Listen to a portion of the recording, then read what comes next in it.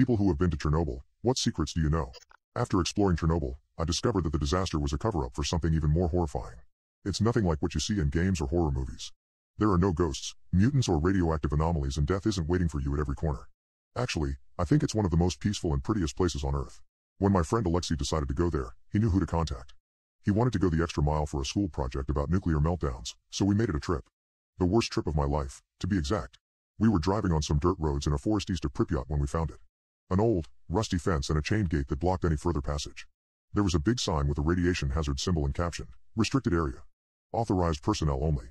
There was a pair of massive metal blast doors in the side of an artificially looking hill not far behind the fence, with a large, white O13 painted on it and no entry sprayed on top. "What do you think it is?" Alex asked. "I don't know, looks like some kind of bunker," I replied. The both halves were welded shut in the center. Alex took his samples and readings, but we were too puzzled to leave just yet. We circled the main entrance to try to find other means of entry. The day was already coming to an end and it was slowly getting darker. As we were searching, a thought crossed my mind. Why would they weld the doors? What's so important inside that they went this far to keep people away? "Look, there's something there." Alex pulled me away from my thoughts. It was a concrete block a couple of meters large with what looked like vents on the sides. As I looked into the vents, I noticed that they were also sealed with heavy-looking steel hatches and no clear way to open them. However, there was also a somewhat smaller door labeled service tunnel with a large wheel on the outside. At first, the wheel wouldn't turn because of all the rust and dirt, but eventually it budged. The door unlocked. I pulled and it slowly started opening. Behind the door, there was a small platform and a tight vertical tunnel with a ladder. What caught my attention was that there was an identical locking mechanism on the inside. That meant that they could lock the door from both sides. But why? We were lucky, because if they had locked it from the inside too, there would be no way to get in. I stepped inside and shined my phone light down the shaft. It wasn't strong enough to hit the bottom. The air was damp and old and there was something that I couldn't identify. A very faint, chemical-like smell. There was no radiation nor signs of any other hazards. "You've got to be kidding me. This is so cool. We have to come back here and check it out later," Alex said. I couldn't agree more. It was almost dark now, so we resealed the door and called it a day. But we promised ourselves to return. I immediately tried to do some research when I got home, unfortunately with no success. I texted my smart friend Pavel about it, and he said he would look into it and ask around. A week later, we packed our gear and went on with it. We brought some rope, heavy flashlights, glow sticks, an oxygen meter and a small emergency scuba tank just in case. We told our relatives and friends about our trip and when we're expecting to return. We closed the door behind us as we descended down the access shaft. We followed the tunnel and reached another door, but this time it was a regular one, not the heavy bunker type. There was a simple map with the layout of the facility floor by floor. We were on floor 0, main entry hall. There were another 4 floors below us. Floor -1, offices, security and recreation. Floor -2, secure laboratories. Floor -3, accelerator, clean room decontamination chamber. Floor -4, experiment site. The map was titled Object 13. It wasn't a military bunker. This was a research site. We took a set of stairs, since the elevators were of no use without power. I stepped on another stair step but something rolled away under my foot, lost my balance and fell on my back. My pack luckily absorbed the impact. I looked under my feet to see what caused my fall. Empty bullet casings. This wasn't the sole reason why I felt odd about this place. As soon as we got down to level -1, I noticed that every single door was open.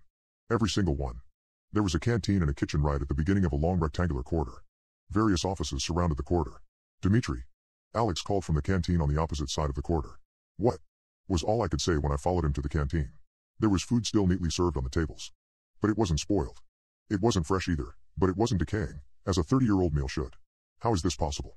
I asked. "I don't know, maybe it was irradiated or something. But it's not anymore, I checked that." "I really don't know, man," he answered, as puzzled as I was. Looking back, this was the perfect time to turn back and leave. There were so many red flags already. Something really wrong happened down there. But I guess we were too excited and curious. We continued and descended down to level -2. The stairwell ended here, and to go deeper, we would have to cross the entire floor to reach another one on the opposite side. There was a security checkpoint and a large blast door that we had to pass through to reach the labs. Again, every door was wide open. However, the things that people left here weren't neatly placed where they should have been. It was a mess everywhere. There were all kinds of rooms with all kinds of equipment that I didn't understand. Occasionally, there were more empty bullet casings on the ground.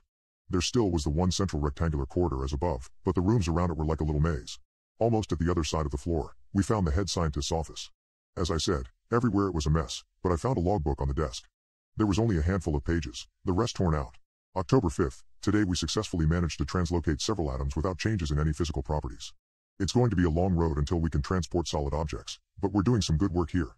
February 21st, after the animal trials, we translocated our first human today. He is alive and healthy, a brave hero of our nation. We have proven that this technology works now. We still cannot send matter. Only exchange the positions of two equally massive objects. I have proposed a new type of device that could possibly achieve one-way translocation of just a single object, but it would need an immense amount of energy. May 1st, our superiors accepted my proposal. We've now translocated dozens of test subjects. Each one is alive and well, but sometimes they are a little bit, well, different. They sometimes claim that various events in the past happened differently than they really did. Sometimes they claim to know people who don't exist, or more alarming, they know people who they are not supposed to know. The following was written below with a pencil by hand. Test subject 28 was speaking an unknown language and couldn't understand any real language after the experiment. There were a lot of missing pages afterwards. August 13th, we are going to try to change our approach. We are going to try to access the conduit reality instead. Even though Unit 2, the one we built in the power plant, is still new, we are going to use it for this experiment. Who knows what wonders are waiting for us on the other side. There was one last page in the logbook. On it, it was just a single phrase, written again and again. We let them in. Alex, I think we should go, I called. Come take a look at this, he answered. I stepped out of the lab and back into the hallway. There were clothes all over the corridor. Well, what was left of them? They were torn to shreds. No bodies, no blood, just strips of cloth and an occasional shoe or a watch. I looked up and stared down the dark corridor in front of us. I just stood there for a while. It was, I don't know, as if something tore all these people to shreds, and then cleaned it all up. Except the clothes and other non-organic material. A wave of pure, instinctive dread washed over me. I couldn't move. I didn't even breathe. Let's just get out of here, Alex said. We turned around and walked away. Slowly at first, but we quickened our pace. Our footsteps echoed across the underground structure. I just want to be out of here, man. We shouldn't have done this, Alex said. I didn't tell him about the logbook, but my thoughts were cut short after a sudden realization. His voice didn't echo. It was just our footsteps. I think he realized too, because we both stopped and listened. Nothing. Just silence. I stepped forward. Clack. I took another step. Clack. There was this door just in front of us and I forced myself to try something. I closed it behind us as we passed it and placed a glass beaker that I found on the ground on top. I took a step forward. There was silence. It was just echo after all, I thought. We walked away, carefully at first, but then we once again quickened our pace. We turned around a corner, and then it happened. Crash. The glass shattered. Someone. Or something. Just opened the door. We dropped all our gear except our lights and ran as fast as we could. I didn't even know I could run this fast. I always tried to be a tough guy, but I was never so scared in my life. Our footsteps didn't echo anymore. Or better said, they weren't in sync with ours anymore. Something was running after us. Each second it was getting closer. And closer. As soon as we reached the security checkpoint, we started closing the door. The rusty joint of the door squealed in protest, but we pulled with all our strength. We almost had it closed, when we heard a loud, guttural and unnatural growl. The door slammed shut and I threw the wheel to the locked position. My heart was pounding so hard that it was all I heard for a while. But soon I realized that it wasn't my heart. It was that thing, pounding on the locked blast door. We were running again. We reached the stairwell and ran up, taking 2 to 3 steps at once. We finally reached the air pump room. The ascent really exhausted us, and even though I was scared, I felt like I would pass out if I took another step forward. Besides, we locked it down there. Alex sat down and leaned his back on one of the large vertical vents with a bang. Bang. Bang. Bang. We realized something. We locked it down there. But we forgot the vents. The vents which we got in here through. Alex and I looked at each other, our eyes met, and then the vent burst and he was gone. I only heard him scream as he was dragged back down. I feel terrible for doing this, but I just ran, climbed the service shaft and locked the service door shut when I was finally out of this hell. As soon as I had phone service again, my phone started beeping with loads and loads of missed calls and messages from my friend Pavel. Hey Dimitri, I found this guy, he says he knows what O13 is. Please pick up as soon as you can, he says it's dangerous and you should stay out of it. Another text. This guy is calling me now, he sounds serious, please call me back ASAP. There was also one message from an unknown number.